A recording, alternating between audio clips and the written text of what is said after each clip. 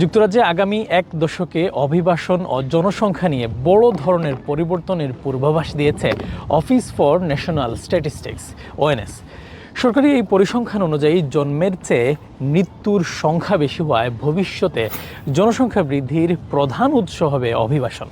এই ধারা অব্যাহত থাকলে 2034 সালে যুক্তরাজ্যের জনসংখ্যা বেড়ে 71 মিলিয়নে পৌঁছাবে এবং 2055 সালে তা সর্বোচ্চ 72.6 মিলিয়নে উন্নীত হতে পারে। এদিকে বিরোধী দলের শ্যাডো হোম সেক্রেটারি এই পূর্বাভাসকে ভয়াবহ হিসেবে উল্লেখ করেছেন।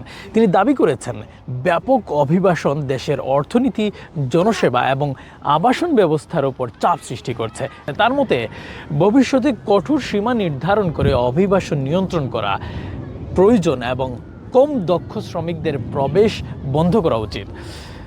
ONS আরও জানিয়েছে, ভবিষ্যতের অভিবাসনের হার অনেকটাই নির্ভর করবে সরকারের নীতি ও অর্থনৈতিক পরিস্থিতির উপর।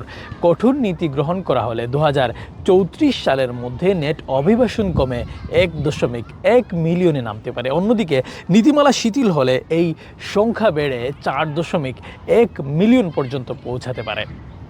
সাম্প্রতিক হিসেব অনুযায়ী 2025 সালের জুন পর্যন্ত এক বছরে নেট অভিবাসন ছিল 2,04,000। তবে কঠোর নীতি ও অর্থনৈতিক পরিস্থিতির কারণে এটি আরও কমে যেতে পারে বলে ধারণা করা হচ্ছে।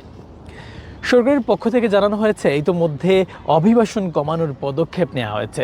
নতুন নিয়মে বিদেশি কর্মীদের জন্য বেতন সীমা বাড়ানো এবং ডিপেন্ডেন্ট সহ পরিবারের সদস্যদের আনার ক্ষেত্রে বিধিনিষেধ এবং স্থায়ী বসবাসের ক্ষেত্রে অর্থাৎ ILR সময়সীমা 5 থেকে বাড়িয়ে 10 বছরও করা হচ্ছে।